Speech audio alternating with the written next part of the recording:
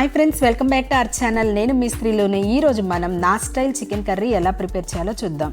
నేను రెగ్యులర్గా ఇంట్లో చేసుకునే చికెన్ కర్రీని మీకు చూపిస్తున్నానండి. స్టవ్ వెలిగించుకొని ఒక ప్యాన్ పెట్టుకొని 2 టేబుల్ స్పూన్స్ ఆయిల్ వేసుకోండి. ఆయిల్ కొద్దిగా హీట్ అయ్యాక 4 లవంగాలు, కొంచెం దాల్చిన చెక్క, ఒక యాలుక వేసుకోండి. అవి కొద్దిగా ఫ్రై అవ్వాలి. అవి కొంచెం ఫ్రై అయ్యాక ఒక బిర్యానీ ఆకుని యాడ్ చేసుకోండి. స్పైసెస్ ఫ్లేవర్ చాలా బాగుంటుంది. తర్వాత సన్నగా అలా పొడవుగా కట్ చేసుకున్న 2 పచ్చిమిర్చిని యాడ్ చేసుకోండి. తర్వాత ఒక ఉల్లిపాయ కూడా సన్నగా ముక్కలు చేసుకొని ఫ్రై చేసుకోవాలి.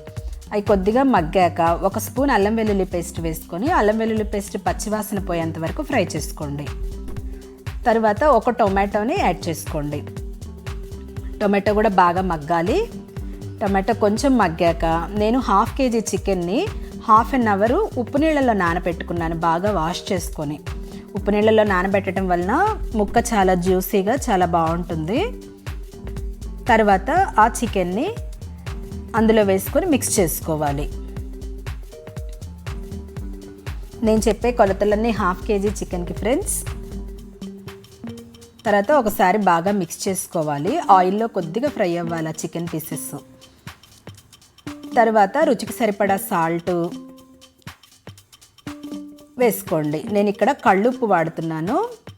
పులుసు కర్రీస్కి క్రిస్టల్ సాల్టే చాలా బాగుంటుంది. తర్వాత కొద్దిగా పసుపు కూడా యాడ్ చేసుకొని మిక్స్ చేసుకోండి.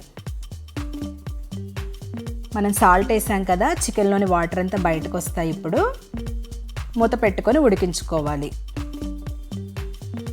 చూసారా వాటర్ అంతా ఎలా బయటకు వచ్చినాయో. ఈ వాటర్ ఇంకేంత వరకు మనం వేరే వాటర్ ఏమీ యాడ్ చేయకూడదు. పులుసైనా కానీ చూసారా అలా మిక్స్ చేసుకుంటూ ఉంటే వాటర్ ఇంకుతాయి. ఈ స్టేజ్లో నేను 1 కప్ వరకు వాటర్ యాడ్ చేశాను.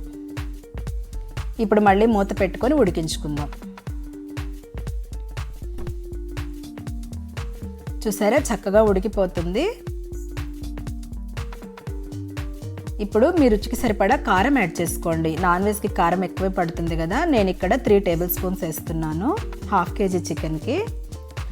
కారం మీరు తినేదాన్ని బట్టి యాడ్ చేసుకోండి. ఒకసారి అలా మిక్స్ చేసుకొని మళ్ళీ మూత పెట్టుకోవాలి. ఆ ఉప్పు కారం అంతా పీసెస్కి చక్కగా పడుతుంది. అప్పుడు చూసారా ఆయిల్ కూడా చక్కగా పైకి తేలింది. అలా ఆయిల్ పైకి తేలితే చికెన్ ఉడికిపోయినట్లు అర్థం. తర్వాత ఇప్పుడు 2 టేబుల్ స్పూన్స్ ఎండు కొబ్బరి పొడి వేస్తున్నాను. దీనివల్ల కర్రీ గ్రేవీగా వస్తుంది, చాలా బాగుంటుంది టేస్ట్.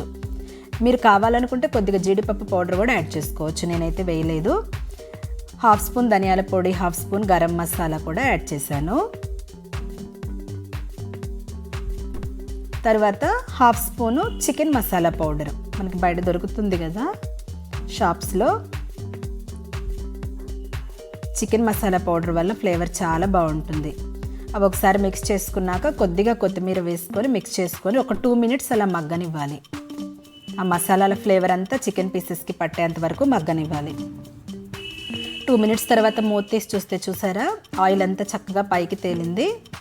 అంతే, ఎంతో టేస్టీగా ఉండే చికెన్ కర్రీ రెడీ. చాలా ఈజీగా ప్రిపేర్ చేసుకోవచ్చు కదా. ఇది ఫ్రెండ్స్ వీడియో. ఈ వీడియో మీకు నచ్చినట్టయితే లైక్ చేయండి, షేర్ చేయండి, సబ్స్క్రైబ్ చేయండి.